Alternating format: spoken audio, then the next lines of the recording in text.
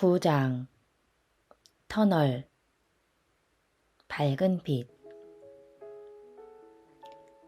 이 아름다운 장소를 응시했을 때 나는 터널 안의 밝은 빛을 주목했습니다.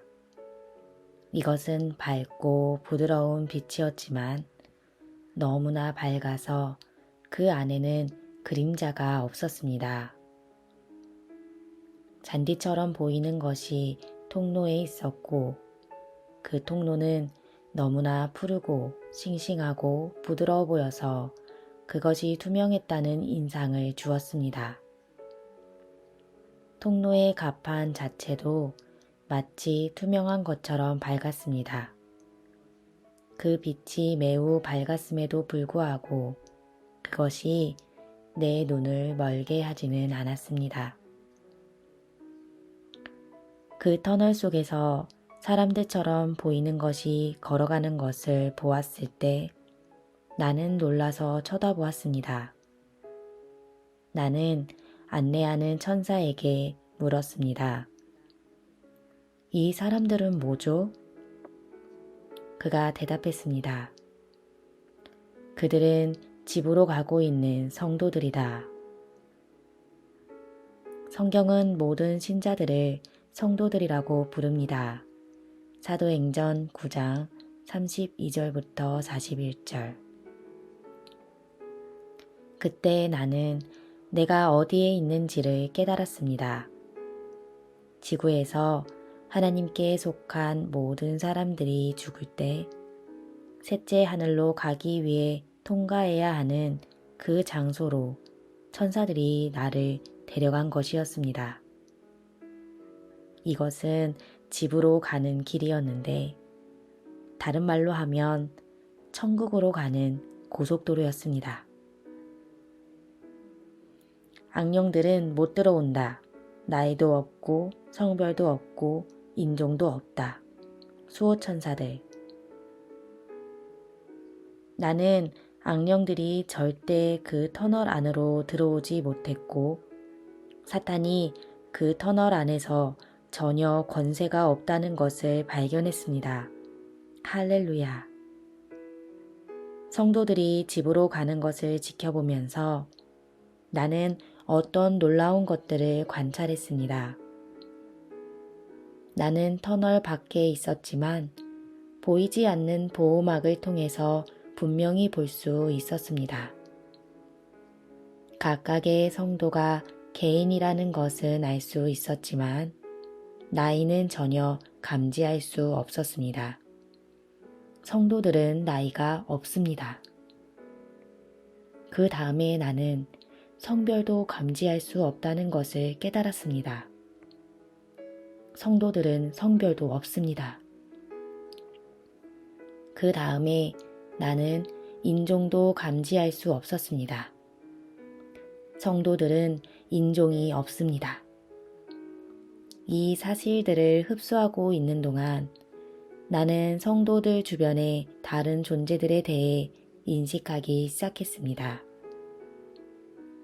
이 존재들은 모두 자욱한 안개로 둘러싸여 있었습니다. 그러나 그 안개 속으로 나는 모양들과 형태들을 알아보기 시작할 수 있었습니다. 그 후에 나는 그들이 수호천사들이라는 것을 깨달았습니다. 이 각각의 성도들은 적어도 하나의 수호천사를 동반하고 있었는데 어떤 성도들은 많은 천사들의 무리를 가지고 있었습니다. 와, 생각해 보세요. 많은 천사들의 무리와 집으로 가는 것을. 영혼에는 시간이 없다. 돌아보면 내가 그 터널에서 보고 있었던 것이 집으로 부름받았지만 아직 영화된 몸을 받지 못한 사람의 영이었다는 것을 깨닫습니다. 그 터널 안을 여행하고 있는 사람의 영의 모습과 형태는 육체적 사람의 모양과 비슷한 형태였습니다. 그 성도들을 보았을 때 나는 그들이 개인들이라는 것을 알 수 있었습니다. 그들은 서로의 복사물이 아니었지만 나는 그들이 죽을 당시의 육체적 몸의 나이를 알 수가 없었습니다. 일부는 죽었을 때 아기들이었거나 아니면 아주 늙었을지도 모릅니다. 나는 모릅니다. 나는 영혼에서는 시간이 인식되지 않는다는 것을 발견했습니다. 영혼은 시간을 모릅니다. 성도들의 의복. 나는 그 성도들이 입고 있는 의복 또는 옷을 자세히 보았습니다. 이것들은 상하의로 되어 있었는데 약간 자켓과 바지 같았습니다. 자켓에는 열린 곳이 없었지만 머리로 뒤집어 써서 입는 옷처럼 보이지는 않았습니다. 자켓 자체가 골반 부분까지 상체 전체를 덮었기 때문에 바지의 허리는 볼 수가 없었습니다. 그래서 나는 허리띠가 있었는지는 모릅니다. 그들의 발도 같은 종류와 색깔의 재료로 덮여 있었습니다. 이 옷의 색깔은 2가지 색조의 옅은 하늘색이었는데 상의가 하의보다 더 옅은 색이었습니다. 나는 그들의 옷에 있다면 어떤 중요성이 있는지는 모르지만 그것을 자세히 보도록 허용받았었기 때문에 자세히 보고하는 것입니다. 이 시점에서 나는 터널로 들어가기 시작했는데 천사들이 나를 막았습니다. 그들은 이 터널은 오직 집으로 가는 성도들만을 위한 것이고 다른 영은 들어갈 수 없다고 말했습니다. 그들은 내가 터널 밖으로 여행해야 한다고 알려주었습니다. 우리는 성도들 옆을 따라 터널 밖에서 움직였습니다. 그 성도들은 걷고 있지만 노력을 들이고 있지 않는 것처럼 보였습니다. 나는 그들을 따라 나란히 떠다니고 있는 듯 했습니다. 우리가 셋째 하늘에 가까워졌을 때 나는 옆에서 따라다니던 악령들의 수가 점점 더 줄어드는 것을 알아챘습니다. 우리가 셋째 하늘의 문을 밖에 도착했을 때는 아무 악령도 보이지 않았습니다.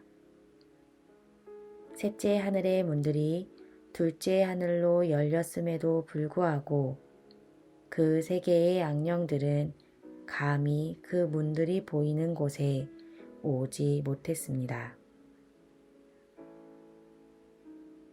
나는 안으로 들어가지 못했다. 내가 그 문들 밖에 도착했을 때 나는 즉시 안으로 들어가기를 원했지만 천사들이 이것을 허용하지 않았습니다. 그들은 내가 문들 밖에 한 지점에 서서 성도들이 한 번에 하나씩 입장하는 것을 보게 했습니다.